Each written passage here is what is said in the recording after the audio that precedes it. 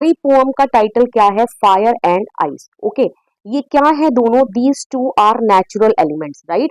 Nature ने बनाए हैं, ठीक है, मैनमेड तो नहीं है। ऑल राइट, नेचुरल एलिमेंट्स मतलब जो चीज नेचर ने बनाई है, ओके, जो नेचर में पाई जाती है। फायर और आइस दोनों ही नेचर का पार्ट है, ओके, क्लियर, नेचुरल एलिमेंट्स है।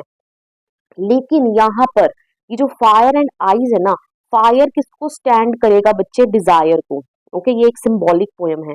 सिंबॉलिक पोएम का क्या मीनिंग होता है बच्चे? जहां पर जो वर्ड लिखा है वो उसको ना रेफर करके किसी और ही वर्ड को रेफर करे। ओके, तो कहने का मतलब यहाँ फायर का मतलब फायर नहीं रहेगा, ओके, एंड आइज का मतलब भी आइज नहीं रहेगा। आइज का मतलब क्या रहेगा बच्चे? हेट्रेड। Okay, clear? तो ये आपको बात याद रखनी है। फायर इज डिजायर, फायर जो है वो डिजायर को रेफर करेगा, और आइज जो है वो किसको रेफर करेगी? हेट्रेड को रेफर करेगी। Okay, clear? तो ये दोनों क्या है? जो दो नेचुरल एलिमेंट्स है ना बच्चे, इनको यूज किया गया है क्या दिखाने के लिए? दो ह्यूमन इमोशंस को दिखाने के लिए। ये ह्यूमन इमोशंस है, राइट? डिजायर मतलब क्या होती है? आपकी इच्छा किसी चीज को पाने की, किसी काम को करने की, ओके, उसको हम बोलते हैं डिजायर। और हेट्रेड क्या होता है? जब आपके मन में किसी के प्रति क्या होती है? नफरत होती है, उसको हम क्या बोलते हैं? हेट्रेड। तो दोनों ही क्या है? ह्यूमन इमोशंस है, राइट? तो अब इस पोएम में क्या किया जा रहा है बच्चे? किसकी बात की जा रही है? पहले तो इसका लिटरल मीनिंग देखेंगे।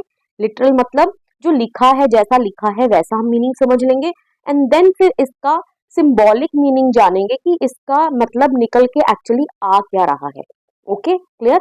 तो इस पोएम में बेसिकली जो पोएट है रॉबर्ट फ्रॉस्ट, वो इस एंड वर्ल्ड के एंड होने की बात कर रहे हैं। ओके, तो वो क्या बोल रहे हैं कि सम से the world will and in fire. कई लोग तो क्या बोलते हैं कि ये जो वर्ल्ड का अंत किस में हो जाएगा? फायर में हो जाएगा। कहने का मतलब कि टेम्परेचर इतना हाई हो जाएगा कि एक दिन जो लोग हैं वो इस टेम्परेचर को नहीं बियर कर पाएंगे। आपको पता है ना बच्चे, हर साल ग्लोबल वार्मिंग हो रही है ना? जो टेम्परेचर है हर साल जो है गर्मी का रिकॉर्ड टूट जाता है। तो कहने का मतलब कहीं ना कहीं कौन है रिस्पॉन्सिबल इसके लिए? Human beings are responsible, right? वो अपनी बढ़ती हुई डिमांड्स को पूरा करने के लिए पेड़ों को काटते जा रही हैं हर साल। तो जब जितने ज्यादा आप पेड़ काट